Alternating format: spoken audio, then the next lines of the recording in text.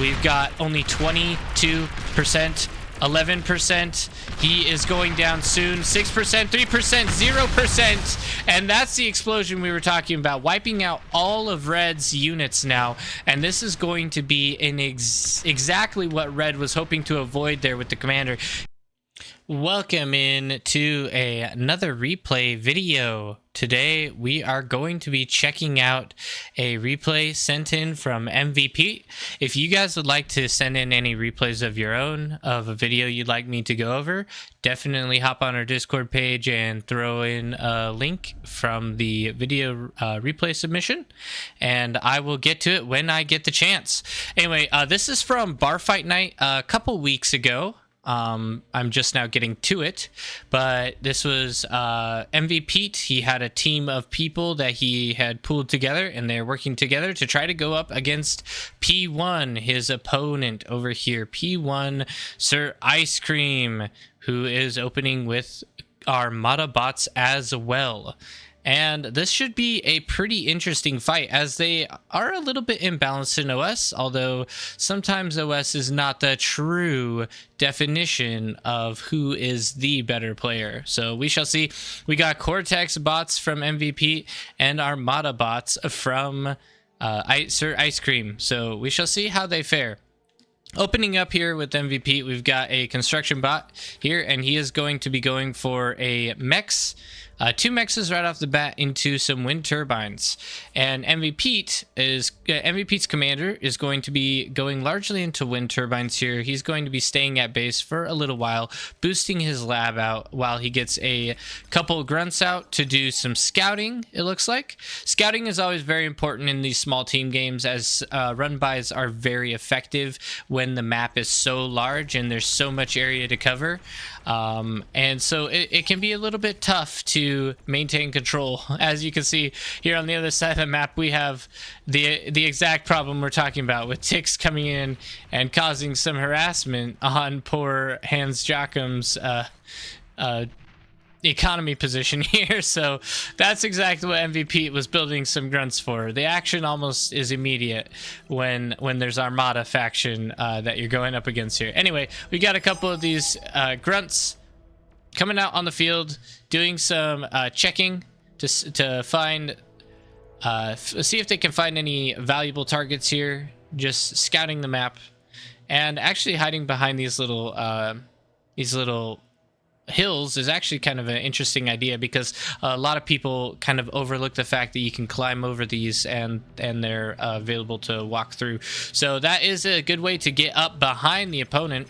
And you can see here this poor grunt met a terrible, disastrous fate here. Unfortunately, never stood a chance. Nothing but rubble left, but we'll see if these other grunts have any better luck on this side. Looks like he's mainly just been doing some scouting, not really getting any luck here. Going to be actually skipped over by yellow, so that's good. Getting a metal extractor, very good to see. Any economy damage you can do is definitely worth it, and if he can snipe that construction turret, that will be massive. But I think he got sucked up and eviscerated by temporal shifting of the neutron flux capacitors by the nano turret, unfortunately. So now we have a little bit more of a front line established at this point in the game, and we shall see.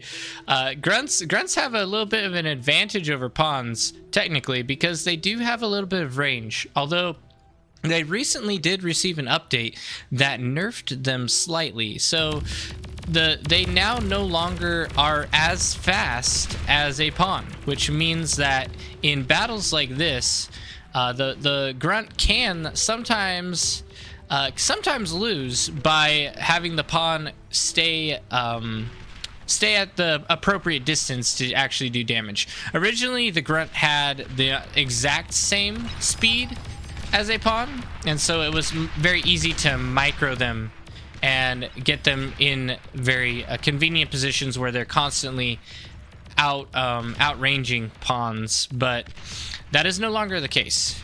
And you can see these grunts are getting extremely good value. And there's leaks coming in from the mountainside too. Grunts on all sides But these ticks are doing an excellent job of shutting down the ones that were left there. But we'll see if these two are able to fight off. It is the battle of wills here. The grunt does have good damage, but ticks do have speed to their advantage, and in groups they are very, very effective, and they're very cost effective as well. I think that ticks are technically the most cost effective unit in the game as far as metal to damage ratio. So they're very pesky little critters. We see the commanders are starting to get a front line. Ooh, check this out. A raiding party. I think this is from yellow. Not really a lane opponent, but massive economy damage here, losing a constructor and wiping out half of the wind turbines, and even taking out these couple mexes as well. That's devastating to MVPete's economy. I'm sure he's quite irritated, wondering how his lane opponent ended up getting mixed up and ended up coming and wrecking him, even though he didn't belong in this lane. These pawns able to escape through this valley and continue their rampage of destruction another day. Probably going to be able to hit these wind turbines across this side as well. Looks like they're getting caught. They got a couple pings in probably to announce their position, and unfortunately get shot down here. Now, reclaim on your side of the map this deep is actually very, very nice, because this gives you a chance to actually resurrect these units and add them into your army. So I would not be surprised if later on we see a couple res bots come up and start resurrecting these corpses. At least that's what I would do if I was them. Anyway, we got lots of corpses here. Also, pardon me if you hear loud noises in the background. There's a leaf blower blowing next to my apartment, so it could be a little bit noisy. I apologize for that if that's the case. Anyway, I would love to see a couple res bots come out and get some of these units resurrected. We got a construction bot that would be very valuable to resurrect, and a couple of these corpses. Any amount of units you can add to these small team games to give yourself an advantage are going to be massive.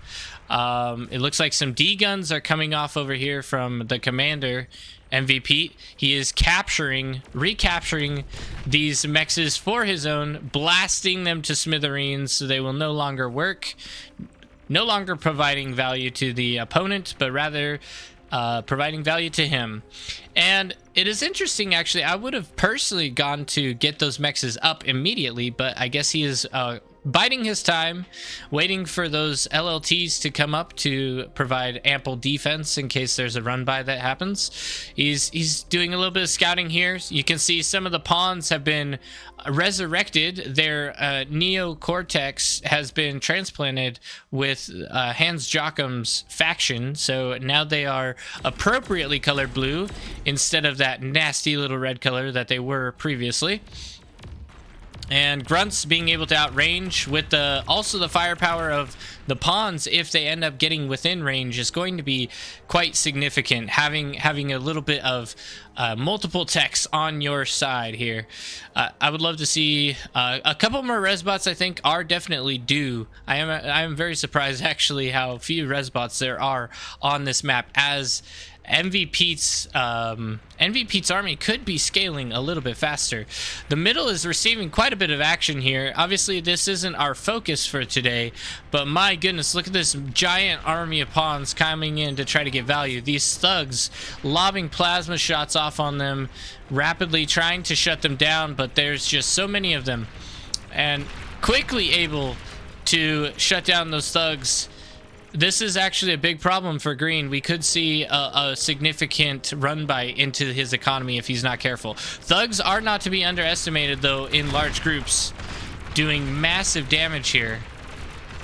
Incredible to see. The pawns are getting some value, but not nearly enough, I don't think, as the thugs shut them down. Let's go back over to our blue player here, MVP. He is looking to be supporting the middle section, as the middle section does have quite a bit of metal around it. You can see there are a total of 6 metal points here at a decently high value. So this is a very strategic decision to bring in supporting units on this side to help defend these very valuable metal points here. We have some Centurions as well coming in. Let me turn my volume down just a hair. It's a little bit loud for me. Centurions coming in as well. These are going to be extremely good at shutting down both grunts and pawns. They are a little bit slow and kind of weak versus rocket bots, but they are very effective at shutting down large groups of enemies. The thing about the Centurion is they have extremely high firepower the closer that they get to the enemy. So pushing these guys into these swarms is a very, very smart decision here. Although they didn't take advantage of that close distance firepower. Checking back on Red's side, it looks like Blue has had to bring his army back this direction to deal with some of Red's harassment he's sending in. Just an incredible battle here. Thugs and laser towers going mad in a giant pile of metal. Let's see how much metal we have here on the map. A total of 1,300 after a couple D-guns, a little bit less than that, but still a significant amount of metal on the map here. Whoever ends up getting this reclaim will get a significant advantage. We can see the red commander over here, Ice Cream, sucking up these corpses, delivering all of that metal straight into the coffers of his army, and he will be getting a significant advantage. Thankfully, we do see some resurrection here. This is even more powerful than reclaim. Resurrecting dead units and creating a completely new army from the corpses on the ground is one of the best ways to grow your forces and gain an advantage. Going for the red commander here would be a very wise decision. Trying to come in and kill that commander. That commander, when he dies, will explode into a massive explosion, blowing up anything in its path. Let's check on the commander's health here. If you've been enjoying the video, definitely be sure to subscribe. It helps out the channel a lot and helps with other people finding Beyond All Reason content. If you want to hang out with me personally, check out the Discord. We now have Jaws Munch merch. We have some t-shirts and some mouse pads. If you guys want to support the channel, that's a great way to do it, and also sport around some cool items. I also want to give a big shout out to our biggest supporters, Nebuchadnezzar and Robot Robert. Thank you guys for the support. It helps out the channel a ton. Also, there's a brand new tournament that Nebuchadnezzar created called Bar Fight. You can check it out on the official Discord page for Beyond All Reason, and you can enter no matter the OS as a casual tournament. We've got only 22%. 11%. He is going down soon. 6%, 3%, 0%. And that's the explosion we were talking about, wiping out all of Red's units now. And this is going to be exactly what Red was hoping to avoid there with the commander. He should have pulled him back when he had gotten a little bit less low. And now grunts can push in, thugs can push in, rocket bots can push in easily and destroy everything left here. MVPete coming in to get this reclaim, the little bit that's left, and at this point he's just trying to get the metal sucked up into his coffers, sucked up into being built. He's not so worried about efficiency at this point, as he does have the upper hand by a significant amount. He is locking in his victory with some of these light laser turrets. You can see these are the build blueprints that he has placed. He is planning on building these all eventually, but this commander corpse is very valuable. This will be the first thing that gets done, sucked up into his economy there. Definitely going to be winning on this side. It looks like the yellow team, or the yellow commander, is having a little bit of leaking coming through. You can see some of these corpses broke, some of these pawns broke through and did some damage to the economy. It wasn't too significant, thankfully.